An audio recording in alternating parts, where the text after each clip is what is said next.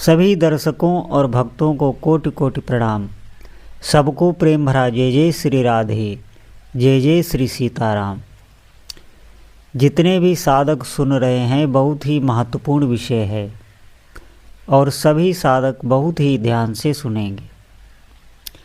देखिए, सत्संग की जो हम बहुत ऊंचे स्तर की बातें सुन लेते हैं तो वो हमारी स्थिति तो होती नहीं है, और बातें हमें सत्संग की जो एक ऊंचाई पर पहुँचे हुए साधक की वो बातें हम सुन लेते हैं। तो होता क्या है कि वो हम दूसरों में घटाने लगते हैं, दूसरे व्यक्तियों में या दूसरे साधकों में वो हम अध्यात्म की ऊंचे स्तर की बातें घटाने लगते हैं। तो इससे दोष बन जाता है। ध्यान से सुनेंगे आप। इससे दोष बन जाएगा और आपका भजन रुक जाएगा। आपको भगवान के नाम जप में जो भी स्वाद आता है वो स्वाद रोक दिया जाएगा। अनुभव होना आपके बंद हो जाएंगे। ध्यान से सुनेंगे। और बहुत से साधक ये गलतियां करते हैं। देखिए, साधक वही है जो अपने को साधक समझे, शेष सभी को, चाहे कोई भजन साधन कर रहा हो चाहे ना कर रहा हो, उसको वो सिद्ध समझे और अपने को साधक समझे। वही अच्छा साधक माना गया है। क्योंकि दूसरों में दोष देखना ये एक बहुत बड़ा रोड़ा है, कोई भी साधक क्यों न हो। और एक बात और है कि अगर हमें भजन से थोड़ा भीतर से वैराग्य आने लगता है, वैसे वास्तविकता में वो वैराग्य नहीं होता है, लेकिन फिर भी सुने ध्यान से। हम अपने घर वालों से, अपने सगे संबंधियों से उदासीनता दिखाने लगते हैं, होती नहीं है। ये बहुत सूक्ष्म बात है और आप बहुत इसे ध्यान देकर सुनेंगे कि हम भजन करने लग गए, ध्यान करने लग गए, जो भी आप करते हैं, थोड़ा सा उसमें हमारा मन लगने लग गया, थोड़ा सा, तो जो उदासीनता आती है हमारे भीतर वो हम दिखाने लगते हैं। इससे क्या होता है, हमारा व्यवहार बिगड़ने लगता है, हमारे भजन के मार्ग में रुकावट होने लगती। क्योंकि जिसके साथ भी आप उदासीनता दिखाएंगे, वैराग्य दिखाएंगे, है भीतर नहीं, ये ध्यान रखें, होता नहीं है। जिसके भीतर वैराग्य होता है वो दिखाएगा नहीं। वैराग्य होता है भीतर की वस्तु। वैराग्य एक बहुत बड़ी सिद्धि है। वैराग्य जब होता है तो उतना ही ठाकुर जी में अनुराग होता है। ध्यान से सुनेंगे तो सभी जो भी आपके प्रभाव में आएंगे, जो भी, उनका आपके प्रति स्वाभाविक ही आकर्षण बढ़ेगा। आपको कुछ नहीं करना, जितना वैराग्य आता चला जाएगा उतना लोगों का आपके प्रति आकर्षण बढ़ेगा। ये होता है। और यहाँ ऐसा है कि हम उदासीनता दिखाते हैं तो फिर मनमुटाव होता है। वो लोग हमसे भीतर ही भीतर ईर्ष्या करने लगते हैं। हमारे भजन में बाधा आ सकती है। ये विशेष ध्यान देने योग्य बात है। कभी भी उदासीनता वैराग्य को दिखाना नहीं, हो तो भी नहीं दिखाना, ये गुप्त रखना चाहिए। क्योंकि वैराग्य भक्ति में, वैराग्य का नाम सुन के ही बहुत से साधक तो डर जाते हैं। वो ये समझते हैं कि अब हमारा सब छूट जाएगा, भोग पदार्थ, घर संसार छूट जाएगा। वैराग्य जब आता है तो भजन में बहुत उत्साह होता है, भीतर विशेष एक आनंद होता है कि जो संसार से राग्य है वो जब छूट जाता है, प्रसन्नता तो तभी आती है।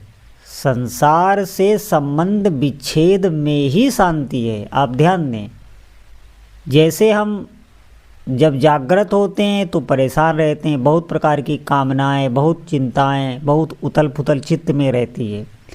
जब हम स्वप्न में जाते हैं, स्वप्न में क्या होता है कि हमारा अहंकार सोता नहीं है, वो कुछ कुछ जागता रहता है, तभी स्वप्न देखता है। तो मन स्वप्न देखने लगता है, तो उसमें भी हम भय शोक चिंता से व्याकुल रहते हैं। लेकिन जब सुषुप्ति में शरीर संसार से पूर्ण संबंध विच्छेद हो जाता है, तब आप देखेंगे तभी शांति मिलती है। तो इसका मतलब है संसार से संबंध विच्छेद होने पर ही शांति मिलती है। और वैराग्य में क्या होता है कि आप जागृत अवस्था में मोह रहित होते हैं, राग रहित होते हैं। जब आप संसार से राग रहित होते हैं तो इसका मतलब है आपका ठाकुर जी में उतना ही अनुराग होता है। जितने अंश में आप संसार से वैराग्य धारण करेंगे, धारण करना नहीं होता, ये भजन से स्वतः आता है, उतने ही अंश में आपका ठाकुर जी से प्रेम होगा। ये बात आप समझ लें, क्योंकि त्याग के बाद ही प्रेम आता है। त्याग भीतर की वस्तु है, बाहर की नहीं। हो सकता है बहुत विषयों में, बहुत भौतिक संसाधनों से युक्त हो, लेकिन हो वैराग्यवान। और हो सकता हो पास में कुछ भी ना हो, लेकिन बहुत रागी हो, ये भी हो सकता है। क्योंकि साधना आप किसी की समझ नहीं सकते, ये भीतर की वस्तु है, ये अध्यात्म है, ये सूक्ष्म जगत का ज्ञान होता है, ये सबकी समझ में नहीं आता। बाहर से कुछ और होता है, भीतर से कुछ और होता है। तो वैराग्य भीतर की वस्तु है, बाहर की नहीं, ये ध्यान रखें। तो जितने भी साधक हैं इस बात पर विशेष ध्यान दें कि हमारी साधना आगे बढ़े, हमें ऐसी ही युक्तियाँ सोचनी चाहिए।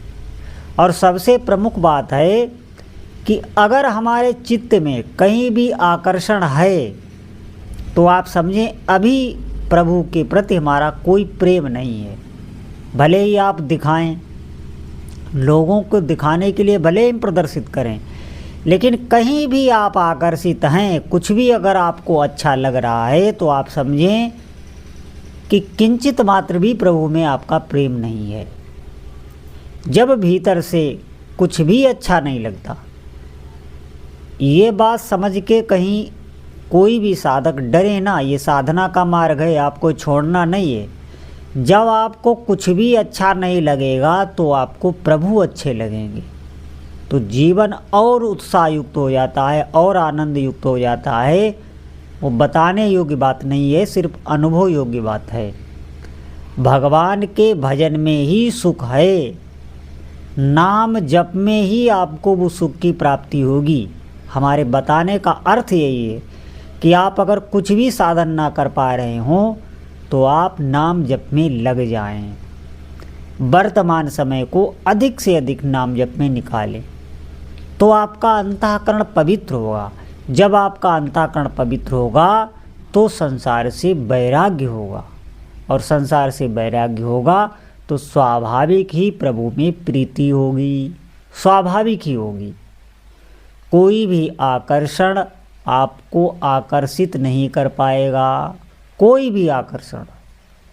तो साधक ध्यान दें, हमें अधिक से अधिक नाम जप करना है और दूसरी कोई साधना नहीं है। इस कलयुग में भगवान नाम जप के अतिरिक्त और कोई साधन ऐसा नहीं है जो आप सिद्धि को प्राप्त हो सकें। तो सभी साधकों से यही प्रार्थना है कि अधिक से अधिक भगवान नाम जप करें। बोलो जय जय श्री सीताराम।